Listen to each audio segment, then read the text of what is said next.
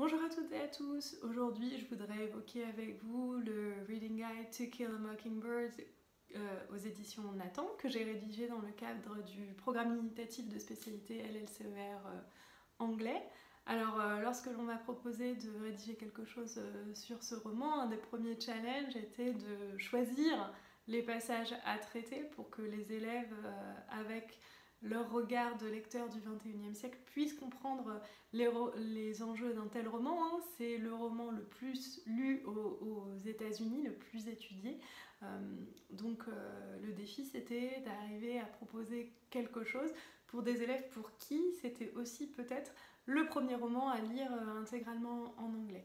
Du coup, j'ai divisé mon reading guide en 8 parties qui contiennent différents extraits du roman avec à chaque fois des questions pour entrer dans la lecture, pour mettre en activité les élèves qu'ils peuvent traiter en classe ou en autonomie à la maison, avec des petites rubriques Focus On qui vont leur donner un petit peu des clés de lecture, que ce soit sur des points de langue, sur la traduction, mais aussi sur tout ce contexte socio-culturel qui est indispensable pour comprendre To Kill a Mockingbird.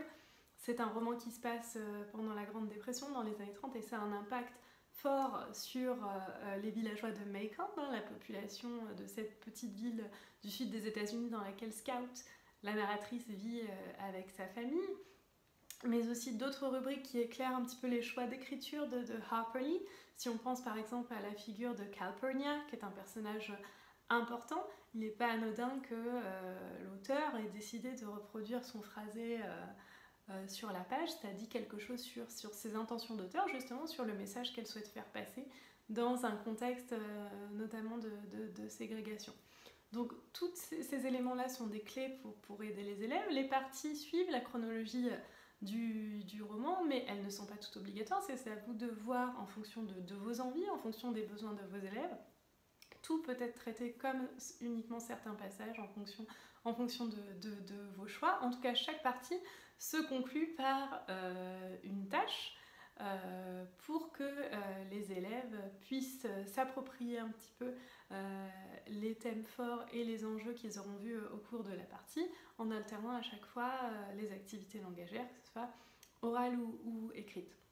En tout cas, moi, ce qui a vraiment guidé mes choix, c'était essayer de proposer des activités et des passages qui permettent de montrer en quoi Harper Lee, à travers cette voix d'enfant, ce point de vue enfantin de Scout, a voulu faire passer un message sur l'injustice et sur l'impact du racisme ambiant sur toute une communauté dans le sud des États-Unis.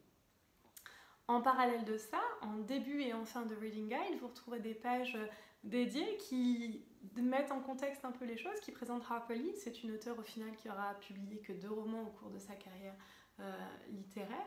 Et puis en fin de Reading Guide, des pages qui permettent un petit peu de voir la portée de l'œuvre et les échos de l'œuvre aujourd'hui, que ce soit dans la fiction, mais on peut aussi également avoir en tête le procès de Derek Chauvin il y a encore quelques semaines, qui a tenu en haleine les États-Unis avant le verdict, et en ça a un lien avec To Kill a Mockingbird.